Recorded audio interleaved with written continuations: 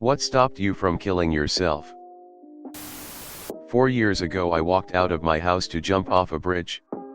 I was over the railing and was about to jump, but a woman was walking her dog and saw me. And I thought I don't want her to see this, so I went over to her and we talked. She was lovely. She let me pet her dog. I walked home feeling a little better after that. The grip safety on a Kimber 1911 pistol. If you don't push the back of the grip down, it will not fire. I either got luckily or subconsciously stopped myself. And #X200B. I'll never forget that squeeze and nothing. I think I woke up for the first time in my life after that. Things still ain't roses, but I would have missed out on a lot had someone not designed a safety feature a long time ago. The last time? My dog. I had no idea what would happen to her, and I couldn't bring myself to take her with me. My card declined at checkout when buying supplies, gave me time to think a little more. Usually it is because I know my mom couldn't survive it and I don't want to put my family through something like that twice. Once though that wasn't enough. My sister-in-law sent me a funny picture of their kid. That's when I realized they would have to explain to a 7-year-old what happened. To this day, 5 years later, she has no idea she saved my life. Spite. I realized it's just my brain being an asshole, and I figured if it wants me dead so much, it's going to have to do it the hard way and give me cancer or something, because I'm not dealing with it being a bitch. I have a mentally ill kid. If I go, what happens to them? I have no problem going. It's the ripple effect that keeps me here. I honestly have no idea. My attempt should have been successful by all accounts. I ingested the gel of Iduricsic, fentanyl, patch and woke up around 2 days later.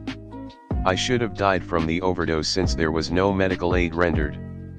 I was 16 at the time and had no experience with drugs of any kind. I'm 37 now and happily married. I'm glad I'm still here. My dog walked in, saw me crying and licked my face.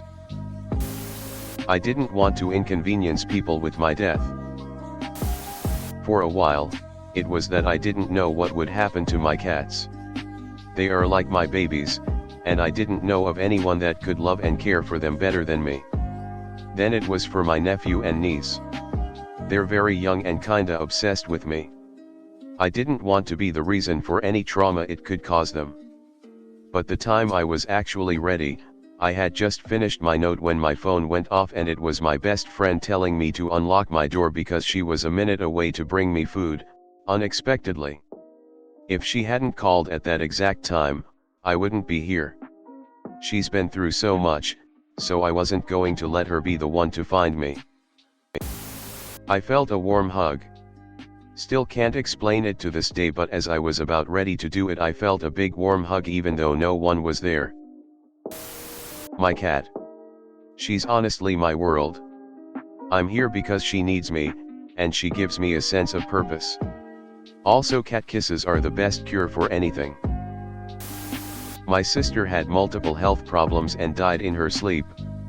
One of my earliest memories is my mom screaming her name over and over the morning she found her. I never want to be the one to prompt that scream. I had gone to Walmart.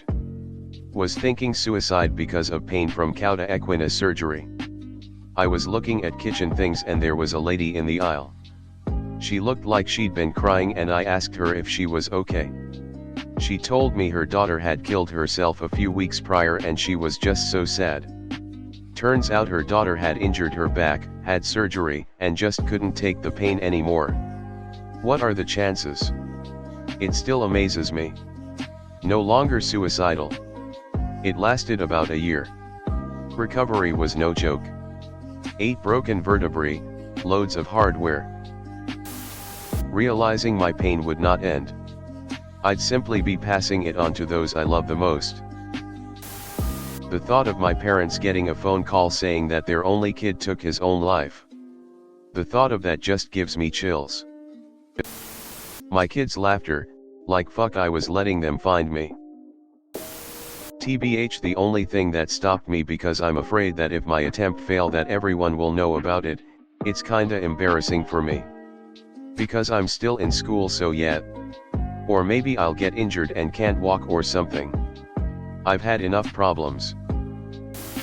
Turns out, being bad at driving drunk also means being bad at crashing drunk. I bounced. Knowing that if I did, I would cause the misery of people I know and love, and also wanting to stay on this earth long enough to accomplish something big. Not wanting Dad to be the one to find my body. Couldn't do that to him. I was 14, now 53. He was the only person I considered family. As opposed to people I share/d blood ties to any degree. My daughter. I was a single mom living with my own mom, and she killed herself on my daughter's first birthday. We were really close and it was almost losing a best friend or sister besides my mom. But I had my 1-year-old baby daughter, thank God, so I kept going and it got better. My brother later killed himself too. At this point, I am so excited and grateful to be alive and a sort of slice of human civilization. Things have really changed and I want to live as long as I possibly can. My very close friend had a very close friend of his commit suicide. I saw the impact it had on my friend. I was there for him that week. We met up and he talked about his friend who had passed. I promised myself at that moment that I would never, ever attempt anything like that again. I couldn't do that to my friend and put him through everything again. Over a decade later, I'm sitting in bed typing this, and my friend is now my husband, snoring next to me. I kept my promise, and I am happier than I've ever been in my entire life.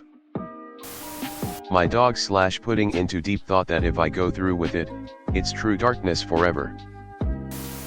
No idea. I was ready. I was sitting there, noose in hand, girlfriend on the phone, crying, begging, pleading, but I didn't care.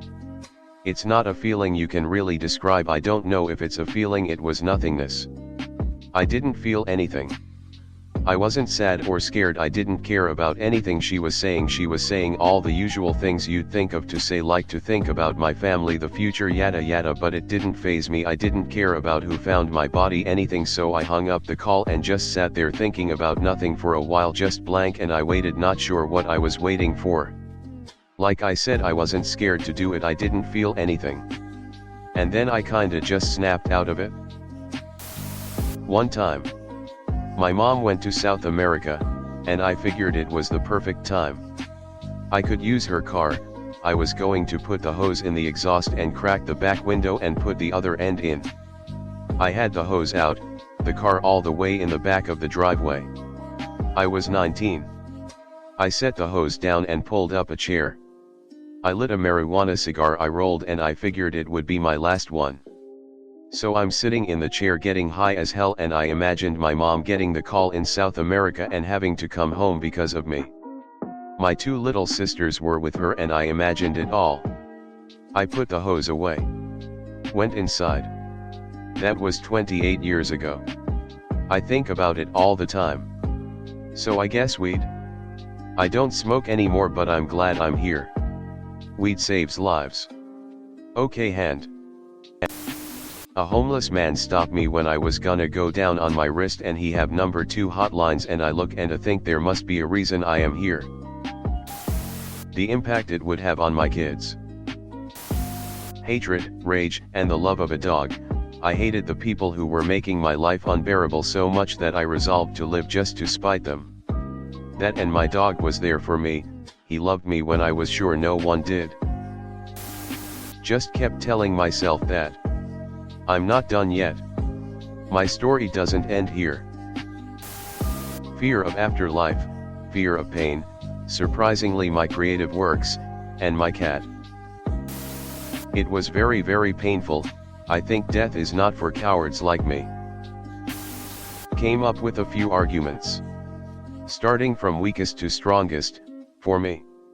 1. You haven't experienced everything in the world. All it takes is one thing that's worth living for, so as long as you're alive, you can keep looking for it. Hopeful but lame. 2. Being dead is a zero state. It is final.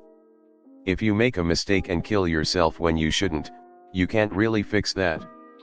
So best to double, triple, quadruple check that you're absolutely sure that dying is the right choice, which it almost never is. 3. Procrastinate.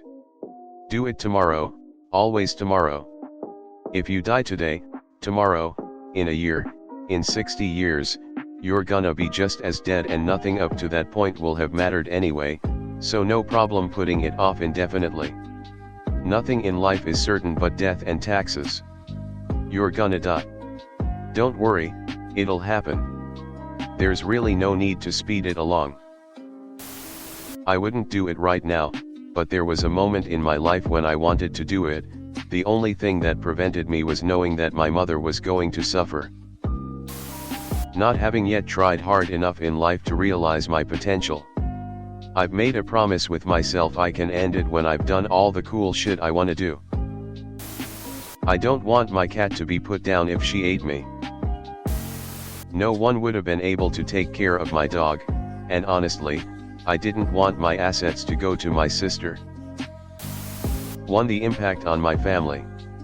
2. How much harder life would be if I got it wrong. Son of a suicidee here. Whatever shit you're into, DM me, we can talk about it. The toll on your family and the people who care about you is too big. You might solve your problem, but you'll open thousands of questions and create guilt for years to come. And if you think nobody cares about you, you're wrong. You manifested yourself, and I care about you, and I'm sure a lot of Redditors here too. Face the situation, you'll come about better and greater. Peace out, victory hand.